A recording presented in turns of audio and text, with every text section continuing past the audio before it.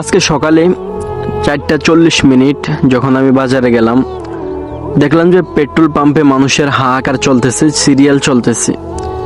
ওইখান থেকে আসার পরে আমি মসজিদে আজান দিলাম। আজানের পরে যখন জামাতের সময় হলো, তখন দেখলাম একজন মুসল্লি আসছে মাত্র নামাজ পড়ার জন্য। তো একটা কথা আমি ভাবলাম যে আমরা নামাজকে, ইসলামের বিভিন্ন বিষয়কে প্রয়োজন মনে করি না, জরুরি মনে করি না। এটাকে আমি জীবনের একটা অধ্যায় হিসেবে মনে করি না। কারণ এই পেট্রোল নেওয়া আমার গাড়ির জন্য আমি যতটুকু জরুরি মনে করেছি, নামাজ পড়া আমি ততটুকু জরুরি মনে করি নাই। যদি নামাজ পড়াকে আমি ততটুকু জরুরি মনে করতাম, তাহলে মসজিদের কানায় কানায় মুসল্লি ভরপুর থাকতো।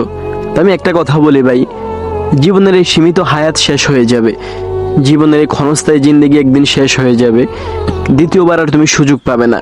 তাই থাকতে সময় তুমি দুনিয়ার কাজে যেরকম সময়কে মূল্যায়ন করো, তোমার পরকালের জীবন সুন্দর করার জন্য, তোমার আখিরাতকে সুন্দর করার জন্য সময়কে ওইরকম মূল্যায়ন করো, জীবন সার্থক হয়ে যাবে ইনশাআল্লাহ।